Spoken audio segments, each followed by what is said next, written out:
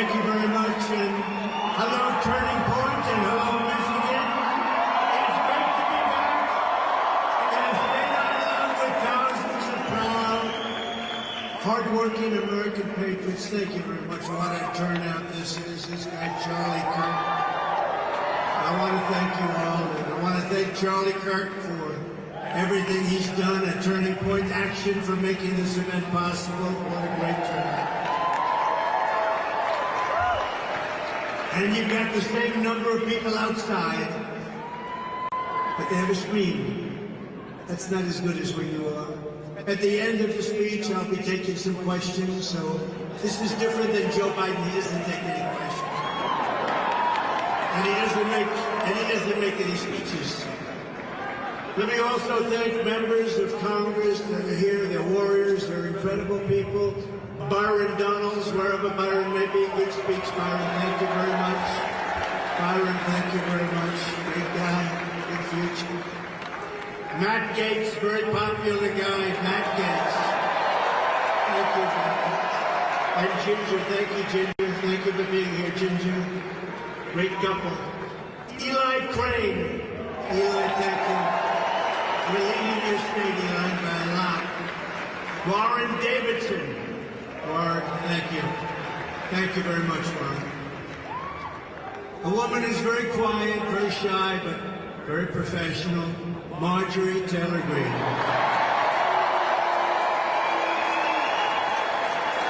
Great person. She's a great person. And Michael Cloud. Thank you, Michael. Congressman Michael Cloud. And former congressman, somebody that almost won New York, which they said was impossible. What a campaign. 2 years late, frankly, because today it's different. The illegal migrants have taken over New York. Today it's different. What a job he did. Former Congressman Lee Zeldin.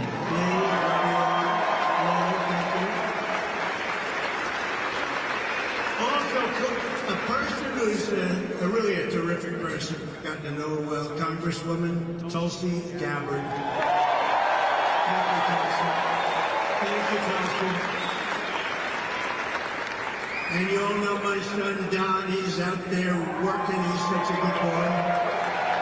And Kimberly Guilfoyle. I heard her speak. They really gave some good ones. Thank you, Kimberly. Thank you, Don.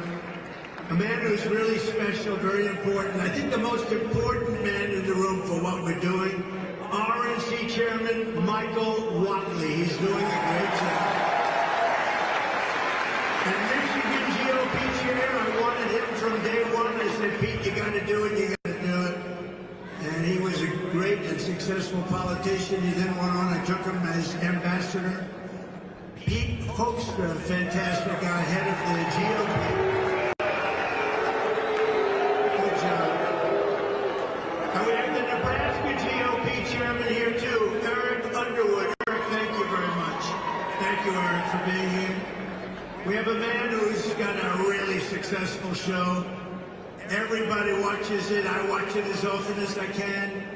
And he's a smart guy, and he's actually got a big heart, but I won't tell people that because I'll ruin his reputation. Steve Bannon. Where's Steve?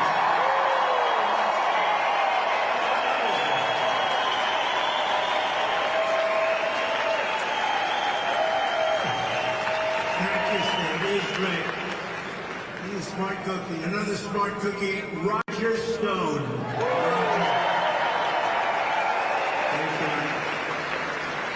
Former Secretary Ben Carson did a fantastic job. Everybody loves him. I love him. And a man who's very popular in these circles and a big star. He's become a bigger and bigger star. Ted Nugent. Ted, thank you for being here. Wherever you may be, Ted, thank you very much. Thank you very much. With the help of everyone here today, we're going to win the state of Michigan this November. We're going to fire the children. We're going to evict the Biden crime family from the White House, and we are going to make America great again. Have you heard that?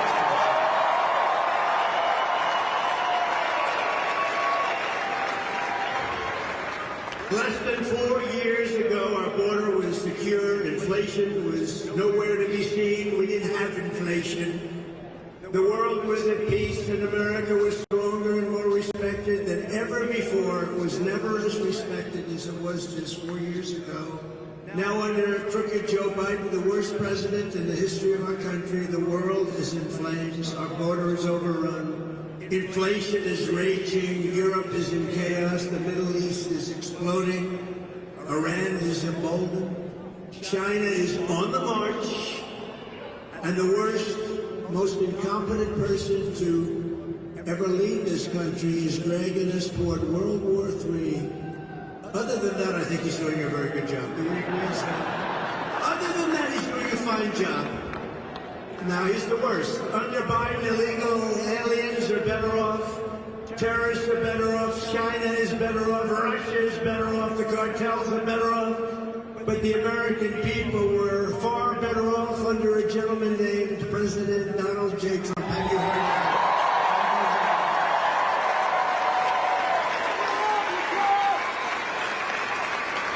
And in particular, and remember this. Oh, wait a minute. Mike Lindell, please stand up, okay?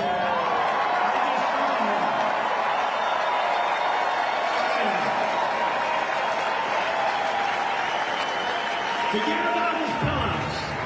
He is the greatest purchaser of advertising in the history of America. If he could buy my ads, I'd be blanketing the airwaves with it. Thank you, Mike. We love Mike. But in particular, Michigan was better off with Trump by a lot. We were doing great. Companies were moving back, and the car companies weren't moving out, and we weren't under a mandate to build all electric cars, which can all be made in China. It's just a question of a few years. For decades before I took office, Joe Biden and his cronies in Washington got rich by selling off Michigan jobs and selling out Detroit. That's what they did. That's why your car business is so far down. You used to have 100% of the car business. Now you're down to probably 30% by comparison to what it was. Crooked Joe backed NAFTA, the worst trade deal we ever had. China's entry into the World Trade Organization, another disaster. The Trans-Pacific Partnership, he wanted that so badly, would have totally destroyed the state.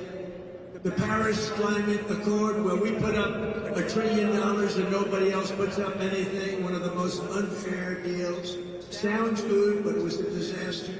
And every other globalist disaster that sucked the life and wealth and blood out of our country, and that's what it was doing. But after decades of Joe Biden putting America last, Michigan finally got a president who put America first. That's what happened. That's what happened.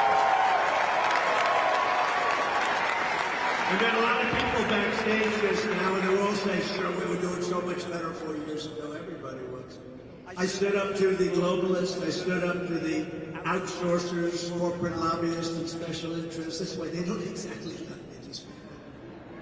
And I live by the motto, promises made, promises kept. I kept all my promises. Kept them all. In my first week in office, I terminated TPP, Trans-Pacific Partnership. Would have destroyed your state, would have really destroyed trade in our country. And I withdrew from the Paris Accord. It was unfair, disaster. And I ended NAFTA, worst trade deal, and replaced it with the brand new USMCA, that's Mexico, Canada. In fact, that deal is so good, and so good for the American auto worker that Canada and Mexico are trying to renegotiate it as we speak. They want to renegotiate it. Don't do it, Crooked Joe. Don't do it. You know, if they put up enough for him, he'll do it. I stood up to China like never before, bringing in hundreds of millions of dollars in revenue when no other president had gotten 10 cents from China. Hundreds of billions. I imposed a 27.5% tariff on all Chinese automobiles, the only reason that we still have any auto industry left. If I didn't do that, you would have been wiped out by China completely. And by the way, whoever heads the United Auto Workers is doing an absolutely terrible job. His name wouldn't be Sean Fain, would it, Sean Fain? Whoever this guy Sean Fain is, they ought to get him out. Because he sold the auto workers down the tubes. They were sold down the river. You won't have that yet. You're fired is right. I screwed that. Yeah, fired.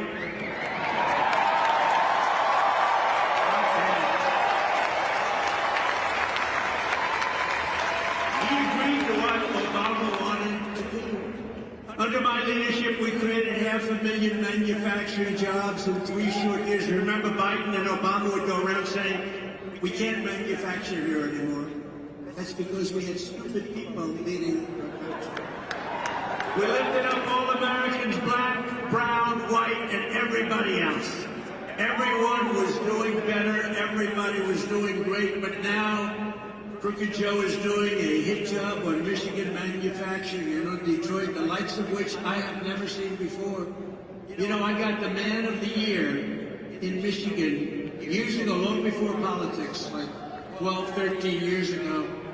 And I came up and I thought the speech was good. It turned out to be very controversial. I said, why are you allowing them to steal your jobs? Why are you doing it? They're coming in these countries and they're taking all your jobs. And right now, Mexico is building the biggest car plants anywhere in the world, and they want to sell the cars back into the United States.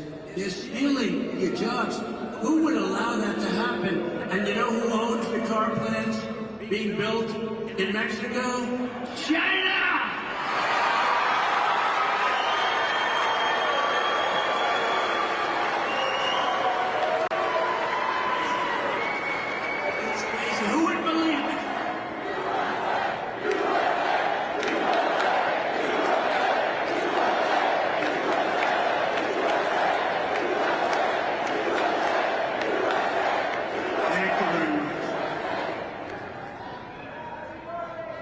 Low IQ Joe Biden's insane electric vehicle mandate will totally obliterate the U.S. auto industry, and it won't take long. Just so you know, we have the greatest army tanks. I saved it. In Ohio, a plant. When I was president-elect, they said, sir, they want to close our army tank plant. It makes the best tanks in the world. I visited in Lima, Ohio. And I saved it. I said, how can you do this? I looked at complexity. You'd never be able to build a plant like this. Turned out we made more army tanks than anybody. They did a great job. But they want to make them now electric.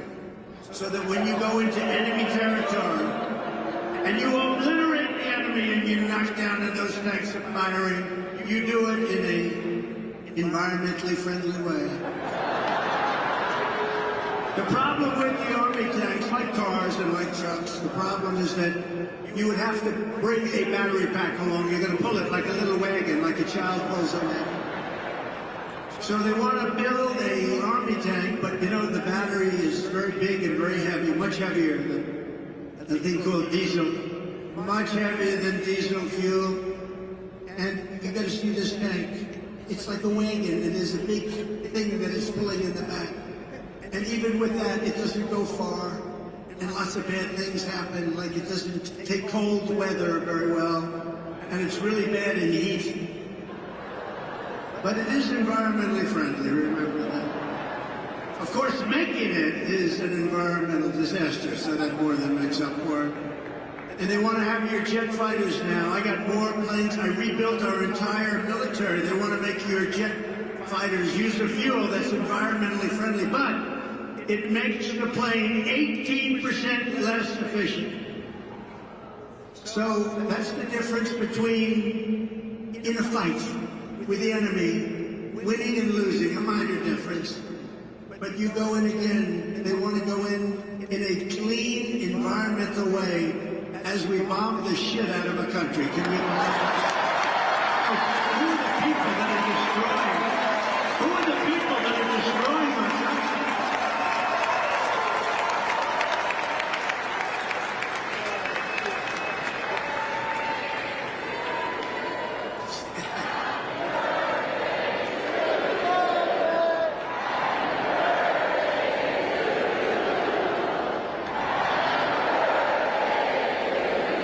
Thank you very much.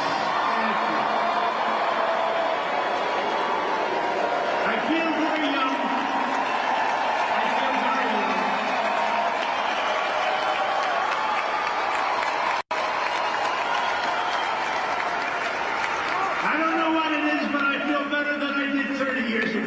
what the hell's going on?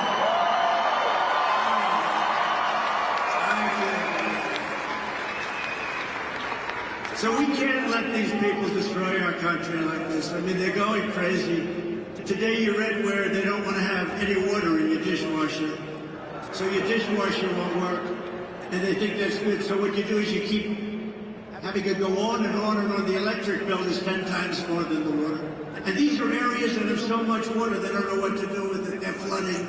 They're floodplains. They have so much water in many cases. No, we can't do that. You know, I ended that. I went to, in Ohio, a great company was going out of business because of dishwashers. They wouldn't give the water. You couldn't sell the product. And South Korea and China were dumping dishwashers in here for half the cost. They weren't as good. Whirlpool, but half the cost. They weren't as good. And I went and I saved it. I put a 50% and 100% tariff on all of these dumped machines. And I saved that company. And then I said to the head of the company, who was great actually, called me, said, we don't know what to do. You can't, I mean, they're dumping this stuff. They can't be, you know, they're losing a fortune. But it didn't matter because their governments were paying for it. She said, I don't know what to do. I said, it's okay. So I solved the one problem. They're not dumping. What's your next problem? They don't allow us to use water. We need more water. You can't wash dishes unless you have a certain amount of water. I said, how much do you need? We need just a little bit more. I said, I'll give you a lot more. I gave them a lot more. Now they want to end it again. You ever go into a new home where you have a shower where the water doesn't come out of the shower head? They put a restrictor on. I took all the restrictors off. I took it off. I've had the experience. I take a shower, I want that beautiful head of hair to be distributed. Lathered. I want it to be lathered beautifully. And I get this best stuff you can buy and I dump it all over. And then I turn on the water and the damn water drips out. I can't get this stuff out of my hair. It's a horrible thing. No, it's terrible. Oh, you turn on the sink and the faucet. You turn it and no water, practically no water comes. So you leave your hands under there, you're trying to get the water. Well, I revoked all of that stuff, and they just put it back on. Isn't that terrible? And these are areas that have a lot of water where they don't know what to do with it. It goes out to sea. And we'll turn it back on the first day. We're going to do a lot of things on the first day. We're going to take care of a lot of problems. First day in office, we're going to close up the border. First day in office, we're going to drill, baby, drill.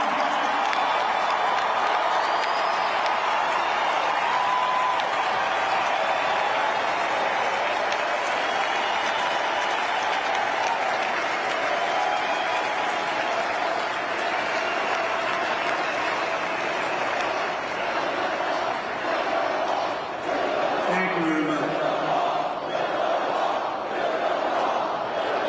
Think of it. We built hundreds of miles of wall. It was so great. Mexico is not thrilled. I went to Mexico. I said, you got to take back the people you sent in. They said, no. I said, in fact, you have to do more than that. You sent so many people. You have to give us 28,000 soldiers. They said, no. Why would we do that? The president, who I liked actually, he's a socialist, but we got along very well. I got along good with all of them, but that didn't mean they loved my policy. My policy was brutal. I mean, think of it. China never paid us 10 cents, I told you. Now they paid us hundreds of billions, you think? And I like President Xi, but you think he really likes me too much? In fact, Biden's having a hard time taking off the tariffs because there's so much money coming in, he doesn't know what to do. But he'll do what his communists tell him to do. But think of it, so Mexico said, no, we're not going to give you 28,000. I said, yes, you will, 100%. They said, we're not going to give you. Why would we do that? They laughed at me. They thought, what kind of a person is this who would ask for such a stupid request? I said, no, you're going to give it 100%. And I had it out a little bit with the president. I said, listen, you and I are friends. Just send me a negotiator, please.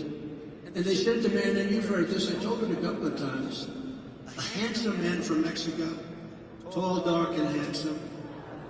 He was wearing the most beautiful suit I've ever seen. And I wanted to ask him, who is your tailor? But I said, that's not a good way to start a negotiation. So I figured I wouldn't do that. I'd skip on this Taylor. But I said, listen, we want to give, and I said to the Secretary of State, and I said to people that work in the State Department, give me a best of list, 10 best of.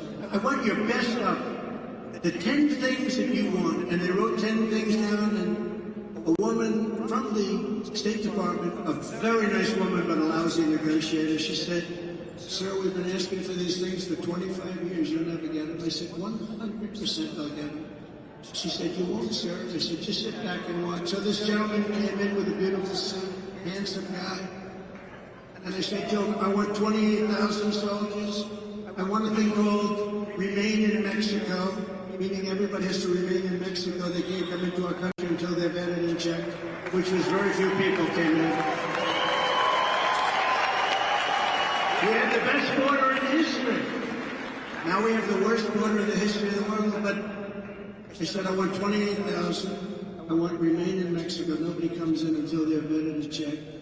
I want catch and release. You know what catch and release is? We catch and release, and then we release the people into our country. We say come back in 5 years for a court case, but nobody ever comes back, except for the really stupid ones. Nobody ever comes back. And 7 other things that were worse. And I put the list before him, and he laughed at me. He laughed at me like I was a fool. He laughed at me. I said, do you think I'm a fool? No, sir, but these are foolish things you're asking for. He said, you're going to do it. No, I'm not. I said, you're going to do it 100%. You're sitting there, right? You're going to do it. And now he starts to get a little bit strange because he's saying, why does this guy have such confidence in this? And I said, you're going to do it? He goes, no way. And I said, way. And I told him, I said, here's what's happening. If you don't do it, I have before me a document right here. It's right here. And I said, you don't do it, I'm signing this document. This was a Friday afternoon. I said, on Monday morning at 7 o'clock, we're putting on 25% tariffs on everything that comes in from Mexico, including all the cars that you stole from America, all those new manufactured Mexican cars that come in by the tens of thousands. And then you have 1 month, and it goes to 50%, then it goes to 75%, then it goes to 100%, and I think I'll stop at 100%. And that's many times more than the cost of 28,000 soldiers. And he said, sir, he couldn't breathe. I said, are you okay, that beautiful suit? His suit was getting very damp. I said, are you okay? He goes, oh, and by the way, I had a great word that I was going to use, but it's a curse word. And I was told by a great evangelical preacher just this week, sir, you tell the greatest stories, you're the greatest everything, but sir, please don't use foul language. And I said, sometimes you need foul language to tell a great story. Because there's no words like this. He said, sir, you don't. So I was going to use a really terrible word, but it's over in an instant. But the truth is, I think it does look worse. Look at all the media back there. I think it does look worse on television than it sounds in a. So did you notice I had a blank space right there? I said, here's what you do. You go and tell me. He said, sir, may I take 5 minutes? I'd like to make a phone call back to Mexico. I said, absolutely. Say hello to the president, please. That's who you're calling, right? Yes, sir. How did you know? I said, please be quick because I have a very important appointment coming in. So he went out, came back very quickly. Sir, it would be my great honor to supply you with 28,000 soldiers free of charge. It would be my great honor to create a new policy of staying in Mexico or remain in Mexico. And sir, it would be my great honor to have catch and release in Mexico as opposed to catch and release into the United States. And those other things, sir, we would like very much to do that also. By the way, the woman from the State Department, she almost had like a heart attack. She couldn't believe it. And she was a good woman. She was actually happy. A lot of them would be unhappy because, you know, they would have been right about the point. She was actually happy. She couldn't believe it. I did many, many things like that. I did it with Macron. You saw Macron taking advantage of Biden just the last couple of days.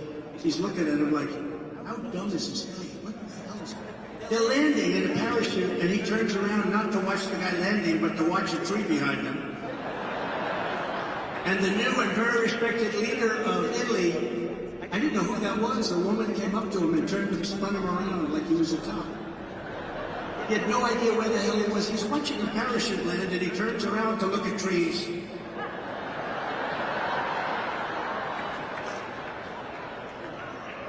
And I don't like to imitate anyone because the fake news is always putting it on. My wife, I told the story yesterday.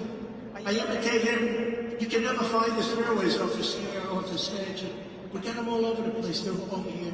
I have emergencies right there. You can't even see them, but I have stairs all over.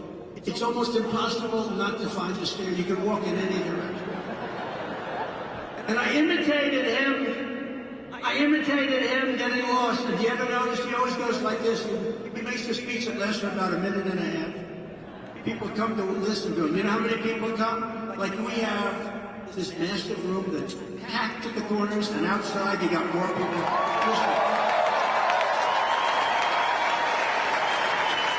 You can't fill up the 8 circles. And I said, by the way, the 8 circles were meant for COVID. They're meant for COVID, you don't have to use them, but they use them as an excuse because nobody comes. So he's up, and he's before a tiny little crowd, 30, 40, 50 people. And the speech lasts for like a minute, and then he's looking for the exit, and he goes like this. He always does it. He points, and he's pointing in the right direction, and then he walks in a different direction. And I said to our great First Lady, I called her, and we had a big crowd that evening. You know what? We had 107,000 people in New Jersey 2 weeks ago. 107,000 people! Matt Gaetz was there. We had 68,000 in Alabama, 73,000 in Texas. We have the biggest crowds in the history of politics. That tells you they like what we're saying. I told our First Lady, they said, how good was that speech? Was that brilliant? Was that... Did you see the crowd, First Lady? This is the way you talk to a wife, right? I think.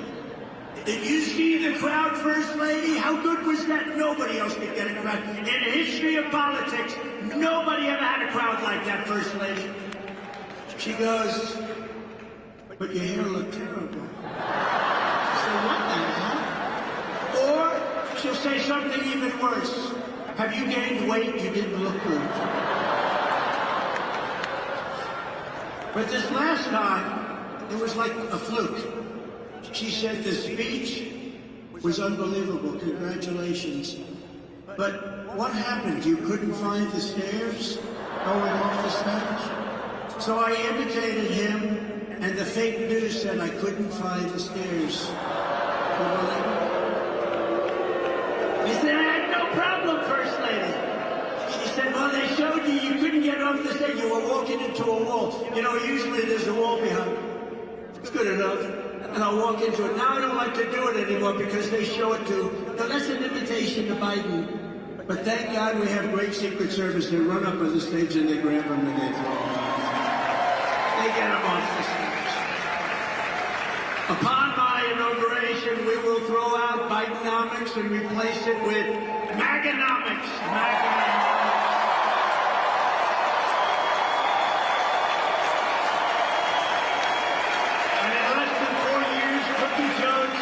Inflation nightmare and energy price hikes, the likes of which we've never seen before.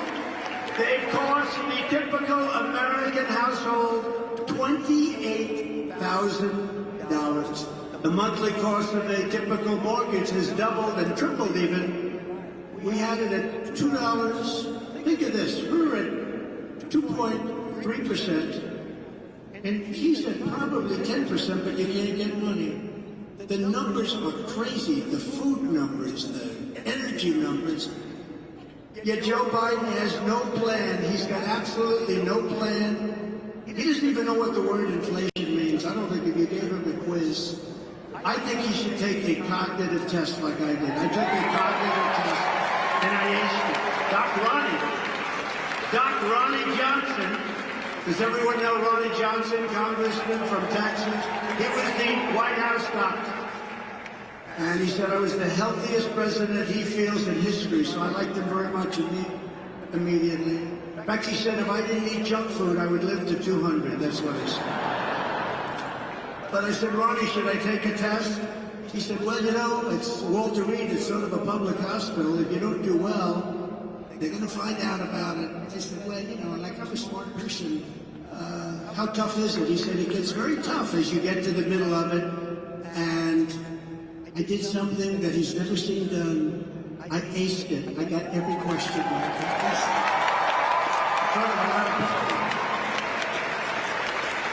And I think presidents, you run for president. Now, I understand that it's not constitutional.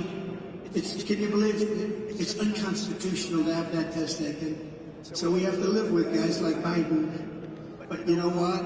I don't think we're going to live with them for long because I've never seen such enthusiasm. I've never seen anything. We won twice. And we never had anything like what's happening now. But I'll stop Joe Biden's inflation-causing spending spree and impose an immediate moratorium on all of Crooked Joe's hundreds of billions of dollars in waste. He's wasting money at levels never seen before. He's putting all this money into the Green New Scam. It's a scam, one of the greatest scams in history.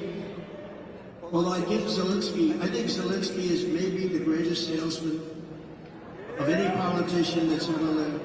Every time he comes to our country, he walks away with $60 billion. And I like him, you know, on the impeachment hoax #1, he was very good. He said, no, the president didn't threaten me at all. He could have been a grandstander and said, I was threatened, right, Matt? He could have said, I was threatened, so I like him. But he's the greatest salesman of all time. He walks in. So now here's the beauty. He just left 4 days ago with $60 billion, and he gets home and he announces that he needs another $60 billion, else it never ends. It never ends. I will have that settled prior to taking the White House as president-elect.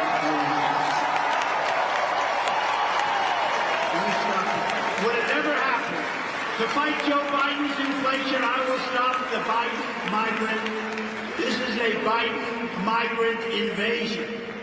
An estimated 50% of inflation has been caused by the soaring cost of housing, which is skyrocketing due to Joe Biden's tidal wave of illegal immigration and high interest rates.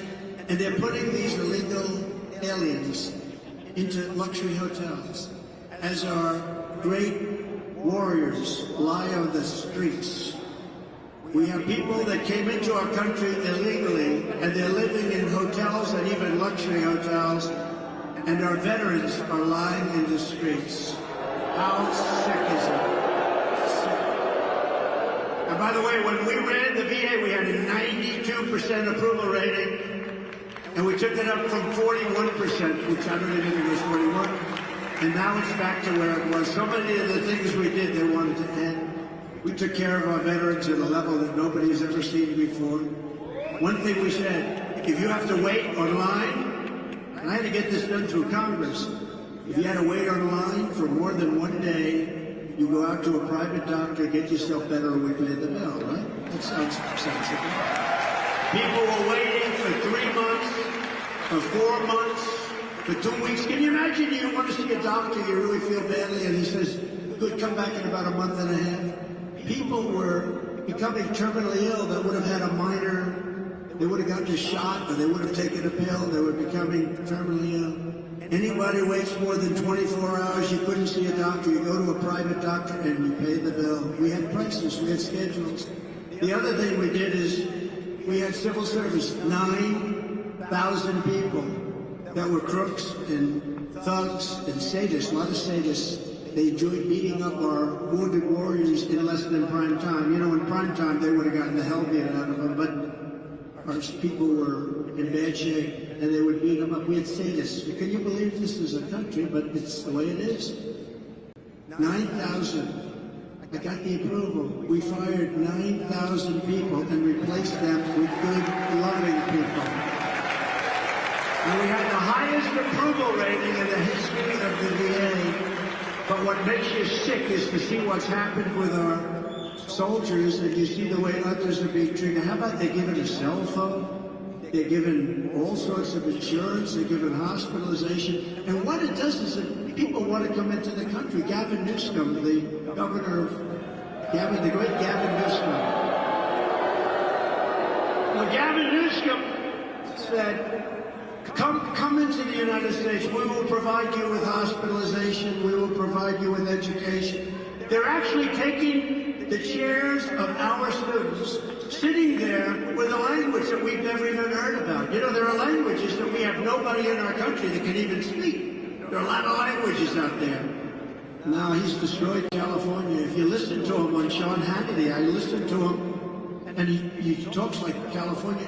People are leaving California. I hate to say that because I have property in California. Maybe I'm hurting the value of my property, but I have to tell you, he's destroying California. And he may be the next one up. He could be the next one up. I don't think so, though, because his record is so bad. But something's happening, I do believe, because I can't believe that this gentleman is going to be allowed to run for office. And if he is, we have to have the greatest victory. We're going to take back our country. We're not going to let this happen to our country. We're not going to let it happen. Think of this. A week ago, I woke up and I heard that Russia has nuclear-powered submarines in Cuba, that's 60 miles off the coast of Florida. And they have what you call destroyers, very destructive ships, actually, missile-carrying ships, numerous of them in Cuba. Now, that's a total lack of respect. And because the fake news is so fake, they don't want to report it. Because when you think about how bad that is, Putin would never have done that with me. He never would have gone into Ukraine with me. He just wouldn't have done it. And of course, when the oil price hit almost $100 a barrel, that gave him the right to do it also. He's the only one who made money prosecuting a war. But all of those things would have happened. You would have never had October 7th in Israel. You would have never had that. There was no attack because Iran was broke. When Trump was president, Iran was broke. I told China you can't buy. I told other countries you can't buy the oil. Iran was broke. They were ready to make a deal. We would have made a deal. We would have been very fair. We would have made a deal. And now Iran is rich as hell. They have $250 billion, which they made over the last 3.5 years. They're a rich country now. It's unbelievable. They could have made a deal. We could have had a deal. If that election wasn't rigged and stolen, we would have had a deal with Iran the first week after the election. Instead, they have a very hostile country that wants nuclear weapons. Can't let that happen.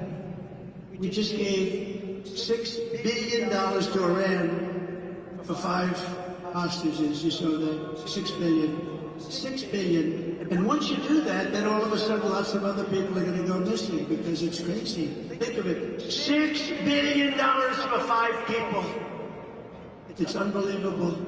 We will make the Trump tax cuts permanent and cut taxes even more for working families and small businesses. You know, it's interesting. We cut taxes, the biggest tax cuts in history, bigger than Reagan. Because Reagan had big taxes, we had bigger than Reagan. So the rates were cut way down, for business down to 21% from, I mean, including state and city and everything. Many companies are paying much more than 50. So they were cut way down, 21%. In fact, I'd like to bring them down further for the middle class, bring them down even more. They're going to let them expire, and they're going to give you the biggest tax increase you've ever had, ever, by 4 times. But the amazing thing is we cut the rates way down, and we took in more money than we ever took out before. So with a lower rate, the incentive was so great. People were doing things, businesses were thriving. So with a much lower rate, we took in more revenue than we ever took in before. It's an amazing number, right? Who would think? As part of those tax cuts, I have announced that I will eliminate taxes on tips for restaurant workers and hospitality workers and anyone else relying on tips. No more taxes on tips. No taxes on tips. None. None. In fact, on your receipt, when you get your receipt for a restaurant, you know who sent me one? Kid Rock. How good is Kid Rock? Just make it he sent me a receipt. And he wrote on the receipt, vote for Trump, and you won't pay taxes on tips. He wrote that on the receipt. I said, that's very smart. That's very smart. Smart guy. So for restaurant workers, for hotel workers, for caddies, for car people, it's a lot. But anybody receiving tips, there's no more tax on tips. And I think that's going to be a great thing. You know, they earned it. A lot of people don't get tips. You don't like the service, you don't give them anything, right? You don't like the service. But somebody does a good job, they're supposed to pay tax on it. No, so we're ending that immediately, effective immediately when we get it. And as we rescue our economy, we'll also seal the border and send Joe Biden's illegal aliens back home. We have no choice. It's not sustainable by anybody. We have no choice. Less than 4 years ago, I handed crooked Joe Biden the strongest, most secure border in U.S. history. We built 571 miles of border wall. We ended all catch and release. We shut down asylum fraud like nobody's ever thought even imaginable. We had to remain in Mexico, State Third agreements and Title 42 all done and all agreed by Mexico. You think that was easy? It wasn't easy. It was nasty, actually. And we paid nothing for it. Nothing. Just like we gave Macron nothing, I was going to say. He was going to put a 25% tax on everything, anybody doing business in France. I said, you can't do it. He said, oh, Donald, we would love to do this. It was passed by our legislature, our parliament, or whatever the hell he calls it. And I said, no. So I gave it to Mnuchin and some people. I said, go deal with France. Tell them they're not going to do it. And they came back, they couldn't make the deal. And then they came back again. I said, yeah, when would they make the deal? They couldn't make the deal. I called up Macron. I said, Emmanuel, how are you? How are you, Emmanuel? You saw the way he was toying with Biden 2 days ago. He was toying with Biden. Got Biden to sign things. I can't even believe it, what they're signing away. But he was toying with him. And I said to him, listen, Emmanuel, if you don't drop that tax immediately, no, I cannot do that. I said, yes, you can. If you don't tax it immediately, all wine, every bit of wine, every bottle of wine and champagne that you send into the United States, we're putting a 100% tariff on that wine or champagne. We don't want your wine and champagne. We make great stuff over here. And he said, Donald, that is not fair. I said, yeah, it's not fair to charge American companies 25%. I got to stick up for the companies. They're our job producers. He said, that is not fair. I said, Emmanuel, you have 24 hours to tell me. 10 minutes would be better. He calls me up 5 minutes later. Donald, we have agreed to terminate the 25% tax on America. I do things like this. You have no idea how many deals you can make on a phone. I don't even have to spend. How about Mrs. Biden and Joe Biden? They're back and forth like it's a taxi cab from Europe. They come back. Let's go to the trial for a day. Back, forth. On Air Force One, like it's a taxi cab. It's not a taxi cab. It's serious stuff. But that's endemic of where they come with the country and how they run the country. They don't know what the hell they're doing. They really don't know what the hell they're doing. The entire world is emptying out their prisons and jails, their insane asylums, their mental institutions, and our country's being turned into a dumping ground, and the entire world is laughing at us. They say, how stupid are the leaders of America, and they are stupid. Earlier this week, ICE arrested not 1, not 2, but 8 suspected terrorists. They're pouring in at levels that nobody's ever seen before. And we're going to pay a big price. We've got to get them out fast. One of the first things I'm doing, we're getting them out fast. According to reports, many of these terrorist savages entered through Joe Biden's open border, and Crooked Joe released them immediately into the United States. He set them loose to spread their terror network all across America. Under Biden, there has been this is, by the way, Border Patrol. This isn't me. Somebody will say, oh, that's Trump. This is Border Patrol. There has been a 3,000 increase in the number of people in the terror watch list crossing the southern border, 3,000%. 3,000%. The choice for every voter this November is clear. You can have a president who lets thousands of radical Islamic terrorists into our country, or you can have a president who throws radical Islamic terrorists the hell out of our country and gets them out fast.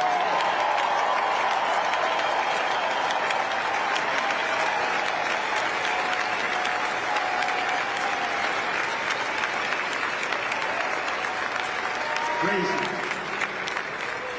On day one of my new administration, we will begin the largest deportation operation in American history. We have to do this is not sustainable.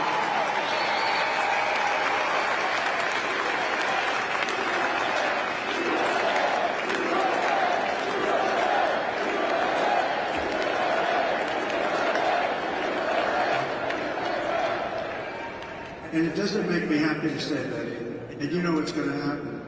We'll get 10 terrorists, and then one woman with 2 children that are beautiful children, and that'll be the front page of every newspaper. It's never an easy thing to do, but we have no choice. Dwight Eisenhower, which people don't think of him in these terms, had the largest deportation ever by far in the history of our country. Because he said, they're destroying our country, we can't let this happen. That was Dwight E. Eisenhower, president, a much stronger president than people give him credit for. But we're going to have no question, we're going to have no problem. You know, they wouldn't take, as you know, we have MS-13, the worst killers of any gang anywhere in the world, and they were pouring into our country, and they said, we want to get them out. I said, I want to bring them back to their country, because you don't want to put them in our jails. It's so expensive and everything. They killed 2 girls on Long Island. They sliced them up with a knife. They didn't want to use a gun. They didn't want to use a gun. They sliced them up with a knife. 2 young high school girls walking to school. They killed them, sliced them into pieces with a knife. They're animals. And Nancy Pelosi said, you shouldn't call them animals. These are human beings. I said, no, they're not human beings. These are animals.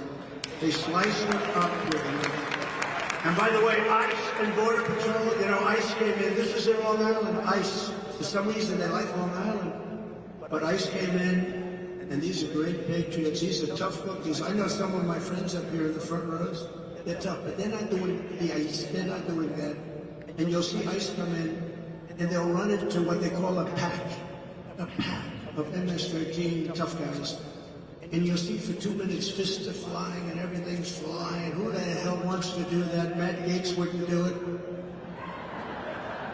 Byron wouldn't do it. Byron's tough. He wouldn't do it. I wouldn't do it. I think Mike Lindell might do it. I don't know. He may be the only one. He may be the only one. I wouldn't do it, Mike.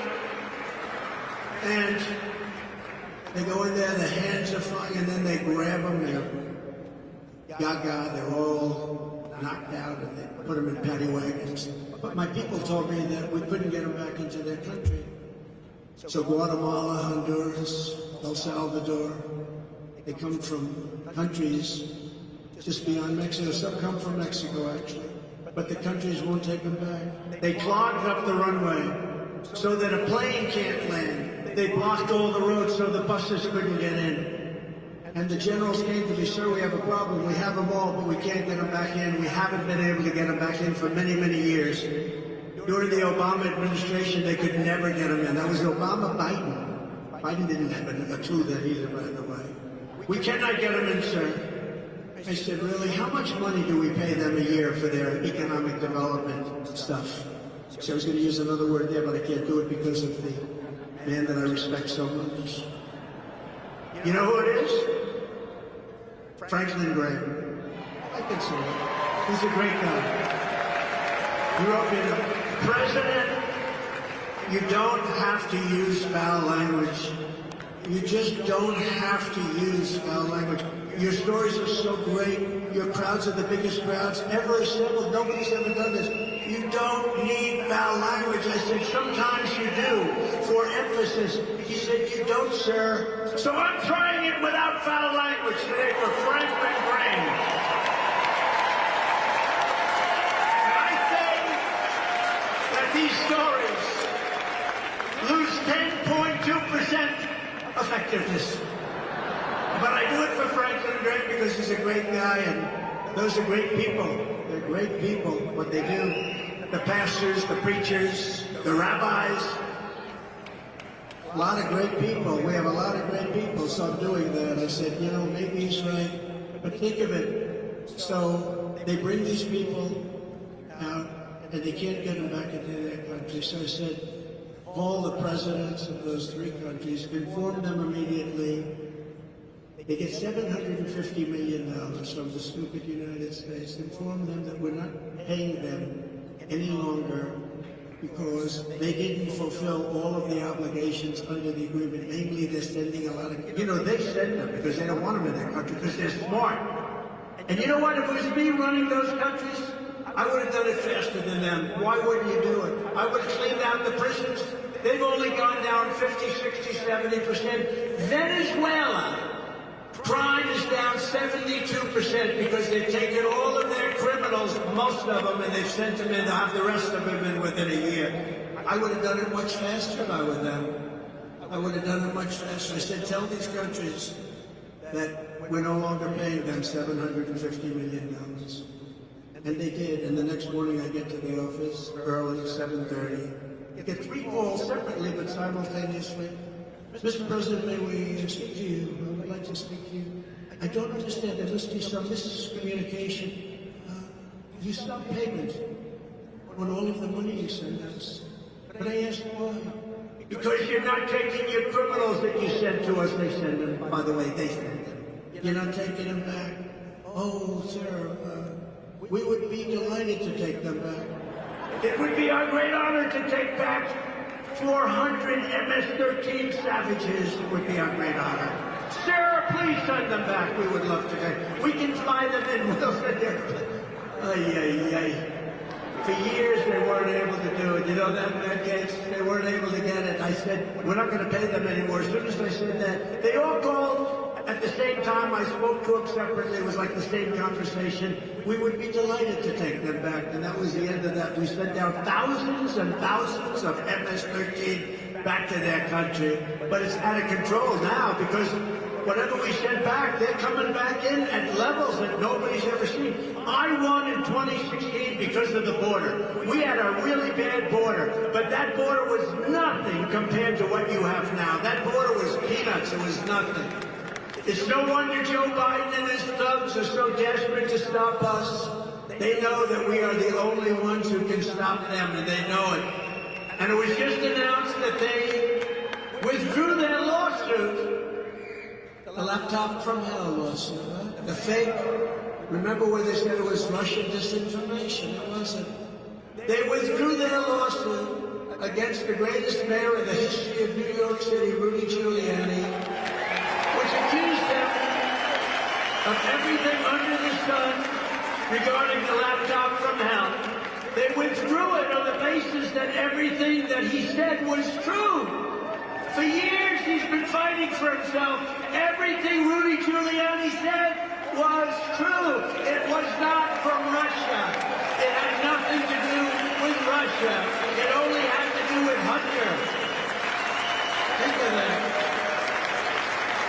They try and destroy people. But think of that, it wasn't Russian disinformation. It was a made-up story for election interference purposes, and I assume we're going to be talking about that at the debate. Is anybody going to be watching the debate in this one?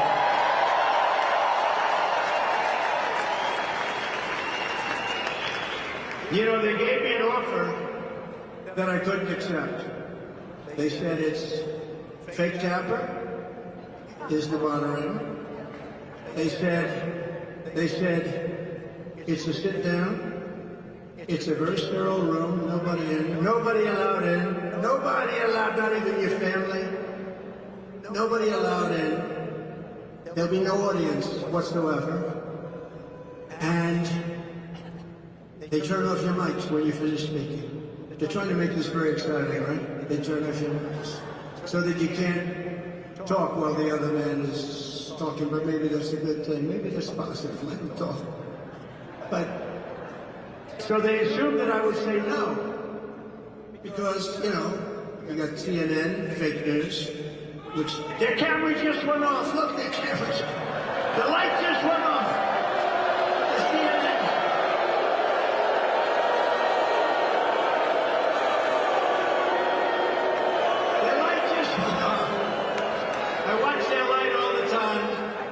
If I mention anything about voter fraud, they turn their light off because they know it's true.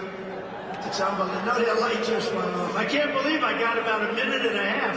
That cameraman is toast. He's going to be fired immediately. But they gave me, it's like the mob. They gave me an offer I couldn't accept. I said, I accept.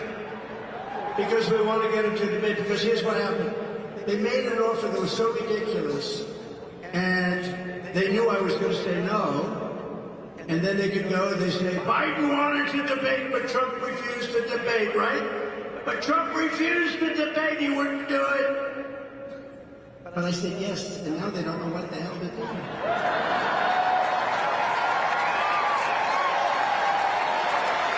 But remember this, all of their persecution of me and others is only happening because I'm running for president and leading very big in the polls.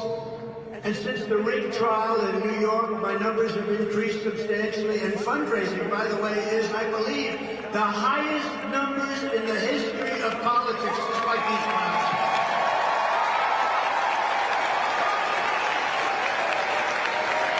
Because you know what? The people of our country know, they know it, they watch it, they see it's fake, it's rigged. There was no crime. The greatest legal minds in the country, Alan Dershowitz, Andy McCarthy, Greg Jarrett, all of them, great. These are great legal minds, all of them, every single one of them. Greg Jarrett wrote the most beautiful report. Every single one of these legal minds, I have 15 of them, not one of them. Jonathan Turley has been unbelievable, great, very talented guy. The great one, you know who the great one is? Mark Levin. Mark Levin came out, he said, this is the most horrible thing. They all come out and said, there's no crime, there's no trial, this trial shouldn't be had, etc., etc. And then I couldn't defend myself because I got a gag order. This is the first time in history a president, a former president, and now the guy that beat all the Republicans in a record fashion, faster than anybody has ever done it. And now the candidate, Republican candidate, big deal, Republican candidate, it's big stuff. The President of the United States has a gag order where I'm not allowed to speak because the judge doesn't want the truth to come out. And he knows I'm the one that when I talk, they listen, people have listened. And that's why the polls went higher. I'm the only one in history who got indicted and my numbers went up. I'm the only one in history who got impeached and my numbers went up. There's never been another candidate in history. When you get indicted or you get impeached, the following events take place. You call for a microphone immediately. Please set up a microphone. Could you do it like quickly? Yes. He then gets to the microphone. He goes, ladies and gentlemen, it's been a great honor to serve you. But I will be leaving office. I have to be careful because they'll put this on as dogs. So I have to intersperse it with statements like, this is just sarcasm. But they get up to a microphone and they say, I'll be leaving office now. I will fight for my name and reputation. And I will bond and get closer to my family. And you never hear from the poor guy again. That's the end of him, right, Mike? That's the end of the... I've seen it about 200 times. I'm the only one that told the truth. I'm the only one that explained it. And I didn't have to because the people knew it. And they know me so well. They know me so well. They get it. I got indicted more than the legendary Alphonse Capone. Has anyone heard of Alphonse Capone? Scarface. He was so mean that if he had dinner with a person and if he didn't like him, he would kill the person. They would never find him again. Like Mike Lindell, he wouldn't like Mike. Just, you know why? He'd say, those ants, they are driving me crazy. Let's get rid of this guy. He couldn't stand those ants. Al Capone would take Mike out in 2 minutes. Mike's beautiful new wife would say, what the hell happened to my husband? You'd never be found. He'd be buried under the World Trade Center. But think of it, Alphonse Capone, Scarface, he was the meanest of them all. He had a scar that went from here to here, Scarface. The meanest, the toughest. I got indicted more than he did, and I didn't do anything wrong. I didn't do anything wrong. Even these great scholars. Jonathan Turley said there is no crime. Andy McCarthy said there is no crime. There's no crime. There was no crime. It's a rigged deal. We have a rigged country. We have rigged elections. We have open borders. Think of it. And the court system now is under siege. It's under siege. We have a lot of problems in this country. On top of that, we could end up in World War III because we have an incompetent leader that should never have been there. He's an incompetent man. As of today, we're leading Biden nationally and in every single battleground state, including the wonderful state of Michigan. Have you heard of Michigan?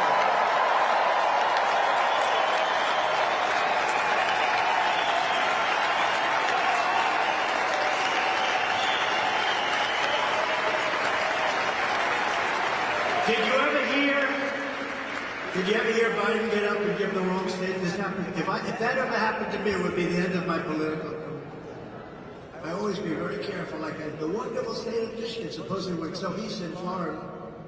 And he goes, it's great to be with the people of Iowa. Yeah. The palm trees are all over. Iowa's got none. I mean, you got Idaho and Iowa mixed up, and that you can sort of understand. Of course, potatoes are different than corn. But that, Idaho, it's great to be in Idaho. I'm sure you're in Iowa. You got New Hampshire mixed up with Massachusetts. But maybe you can understand, he thought he was, the beer thought he was across the line. But can you imagine if I did that? So when I say, it's great to be in the wonderful state of, and I always think, I say, I better get this sucker right. I'm thinking about it. Long before I make the statement, I'm thinking about, you sure this is Michigan? You sure? Now the fake news will report tonight, Donald Trump wasn't sure that he was in Michigan. And only the people in this room will understand how dishonest they are. The radical left Democrats rigged the presidential election in 2020, and we're not going to allow them to rig the presidential election in 2024.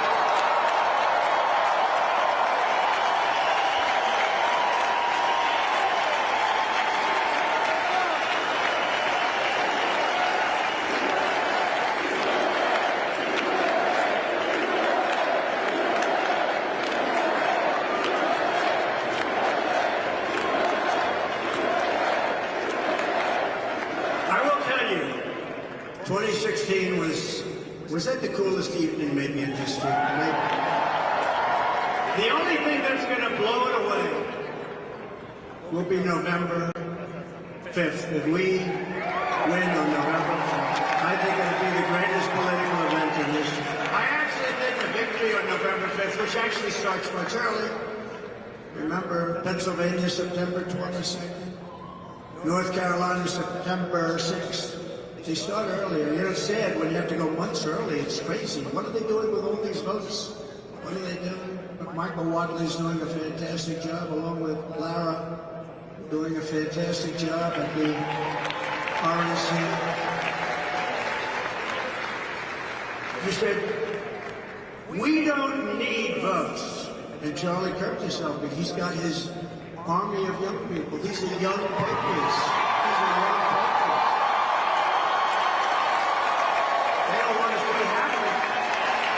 What's been happening in our country. Thank you, Charlie.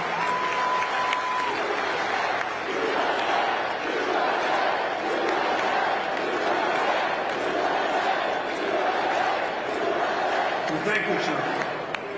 And I said to Charlie, and I said to Michael, I said to everyone, listen, we don't need votes. We got more votes than anybody's ever had. We need to watch the vote. We need to guard the vote. We need to stop the steal. We don't need votes. We have to stop. Focus. Don't worry about votes. We got all the votes. I was in Florida yesterday. Every house has a Trump sign. Trump, Trump, Trump, Trump. We have to guard the vote. When that vote comes in, from the moment they say they're going to sign, these mail-in ballots are treacherous. They're treacherous. These boxes, these lock boxes are horrible, horrible. and we'll change it, but we have to win the election in order to change it. What they're doing, they have these boxes all over the place. People are walking up. Who the hell knows what they're doing? It's a horrible thing to watch. It's a horrible thing to watch. You know, when you have a real election and you walk in and they look at you and they check your photograph and they do this, you can't do much. But we have, like in the state of California, they send out $38 billion. Who the hell knows where they're going? They do. They go to a lot of Democrat neighborhoods. And you're told you can't win. I go to California, we have 100,000 people show up. I said, why are we losing California? Why would we lose it? It's so corrupt, the whole election process. And what we want to do is we ultimately want to go to paper ballots, voter ID, one-day voting. We want to make sure you're a citizen of this country. Every time the radical left Democrats, Marxists, communists, and fascists indict me, I consider it a great badge of honor, because I'm being indicted for you. Thank you very much. Never forget, our enemies want to take away my freedom because, quite simply, I will never let them take away your freedom, and I won't. They want to silence me because I will never let them silence you, and in the end, they're not after me, they're after you. I'm just standing in their way, and I always will.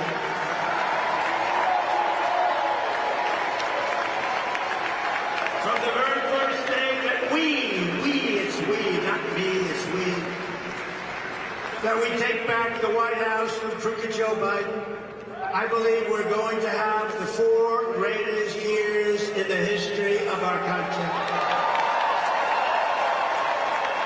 Before I even arrive at the Oval Office shortly after we win the presidency, I will have the horrible war between Russia and Ukraine settled. We're going to get it settled and stop the death. Under my leadership, we had no new wars. Hillary Clinton, she used to say, look at him, listen to him, he's going to start wars. No, I stopped wars. We defeated 100% of the ISIS caliphate. We brought our troops back home. I had no new wars. I started no wars, first time in 78 years. Instead of a globalist warmonger, and that's what you have. In the White House, you finally had a peacemaker at 1600 Pennsylvania Avenue. These terrible wars, these horrible wars that were started, they never end. We call them the endless battles. Biden's weakness and failure are putting us in grave danger. As president, I will restore peace through strength. In my next term, we will build a great iron dome over our country like Israel has.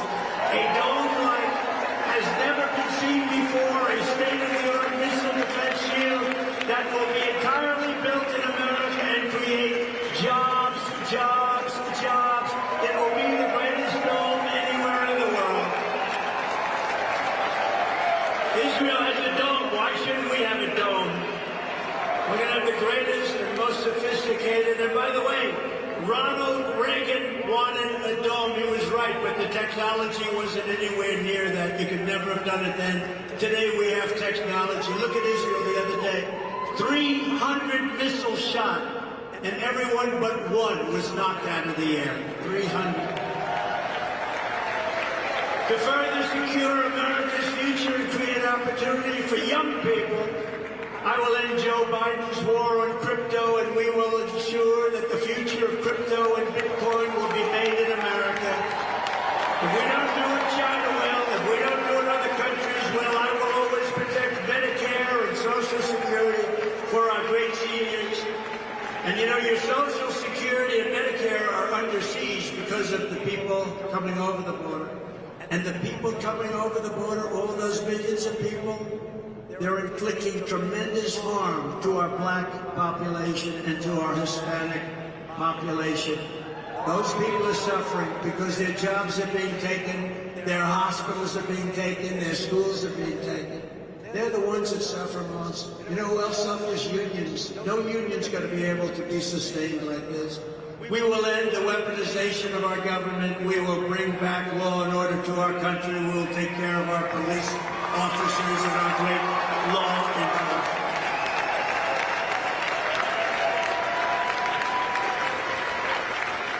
Joe Biden is out the other day trying to claim that crime is down, but actually crime is way up. They don't report crime properly anymore, as you probably have heard. Crooked Joe is citing statistics that no longer include data from 30% of the country, including the biggest and most violent cities. Oh, I see. That's nice. Meanwhile, Joe Biden still supports no cash bail and sanctuary cities. I'm probably the only one that has to pay bail. Think of it. I'm the only one, I think. He's responsible for the deaths of countless African Americans from crime, and he also devastated black families in 1994 with the crime bill. Super predators, remember? That was Joe Biden came up with that. Super predators. The black people have to remember when they go to vote. That was 1994 crime bill. Super predators, Joe Biden. When I'm president, we will end sanctuary cities. We will once again support our police. We will be going and rebuilding our cities into beacons of hope, safety, and beauty better than they ever have been before. We will take over our horribly run capital, Washington, D.C. We will clean it up, renovate it, rebuild our capital city that no longer will we allow it to be a nightmare of murder and crime. It's a nightmare of murder and crime in our capital. You leave Michigan, you want to go see the Washington Monument, the Jefferson Memorial, you want to see something in Washington, you end up getting killed, you end up getting shot, beat to a pulp. But our capital will become the most beautiful capital anywhere in the world, and it will be safe from crime. We owe that to our country. And we will replace the people that are running our capital, who are running it into the ground, who, by the way, were offered 10,000 soldiers or National Guard on January 6th, along with Nancy Pelosi. Oh, did you see Nancy Pelosi? Her daughter's in trouble. Her daughter is a semi-professional photojournalist, as she calls herself. And she has Nancy on tape saying it was Nancy's responsibility to secure the Capitol. I hope the congressmen and women remember that little tape that was released 2 days ago, because the fake news doesn't want to talk about it very much. She took full responsibility for it. She's angry as hell at her daughter. She may cut her daughter off from all of the millions and millions of dollars that she scammed as a congressperson. Think of it. She has better returns on her money than the smartest people in the history of Wall Street. Look at that.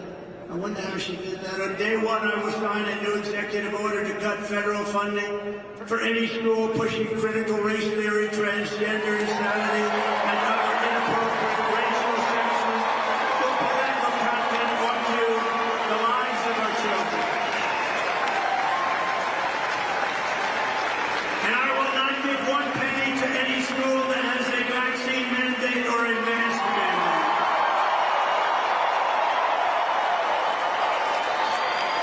And I will keep men out of women's sports. And I will fully uphold our great Second Amendment NRA endorsement. Give me that fully. Thank you to the NRA. We will protect innocent life, and we will restore a thing called free speech. It's being taken away from us by these radical thugs.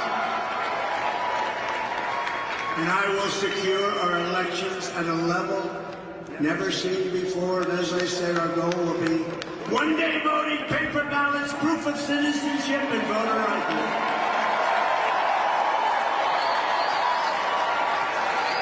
But we have to win. Republicans have to win. We want a landslide that is too big to rig. Remember that, too big to rig. How do you win it? There's a point at which they can't cheat. We want a landslide that is too big to rig. You know, we're leading in places that we've never led for 40, 50 years. Minnesota, we're leading by 2. We're leading in Virginia. We're leading in a lot of states that were not states that people even think about. No, we want a landslide. Remember that term. Too big, too big. If you took the 10 worst presidents in the history of the United States and added them up, they would not have done near the destruction to our country as Joe Biden and the Biden administration have done. Take the 10 worst, add them up. He's worse than the 10 worst put together. The only good thing is Jimmy Carter's happy because his presidency was brilliant by comparison to Biden. So if you want to save America, I'm asking everybody to go out and, quote, swamp theVoteUSA.com to make a plan to vote either by mail or early in person or on election day. Get out and vote and watch your vote. If you want to volunteer to help us turn out voters in your neighborhood, sign up. Get trained at TrumpForce47.com. You got to watch your vote because they destroy votes, they terminate your vote, they do all sorts of things. Watch your vote. You can do it. In conclusion, from Marquette to Midland, from Lansing to Flint, and from Grand Rapids to right here in Detroit, we stand on the shoulders of red-blooded Michigan patriots who laid the railroads, worked the factories, tilled the fields, forged the steel, fought the battles and won the victories that built the Motor City and made America into the greatest and most powerful nation in the history of the world. And we're going to bring back your auto industry at a level greater than it was 30 years ago.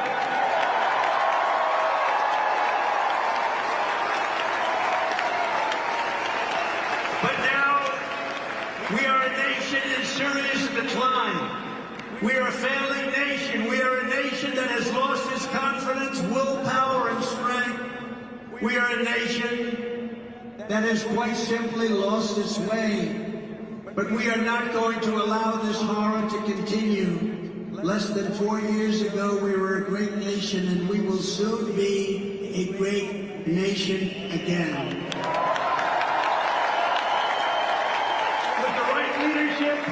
Every disaster Joe Biden has created can be fixed and can be fixed quickly. Every problem can be solved and every wrong can be rectified, and we will do it all so fast. You will be so proud of your country again. You will walk outside and your chest will be out there. You will be having that beautiful red hat. We have everybody with that beautiful, beautiful red hat that says Make America Great Again. We love it. By this time next year, America's borders will be shut, sealed, and secure. And again, people will come into our country, but they'll come in legally. They're going to come in legally.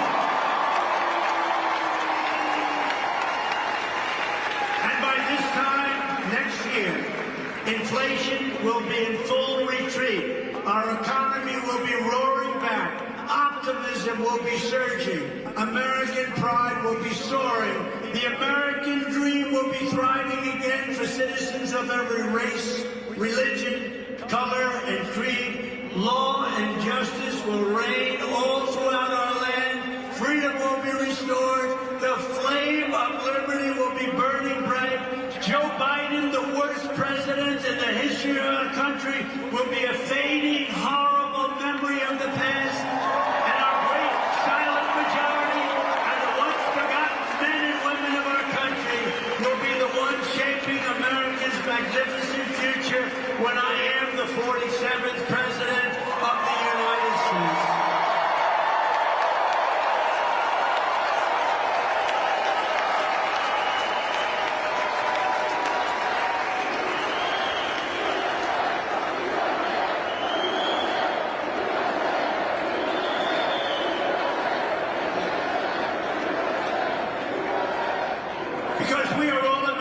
And together we will show November 5th to be the most important day in the history of America. We are one movement, one people, one family, and one glorious nation under God. And together we will make America powerful again. We will make America wealthy again.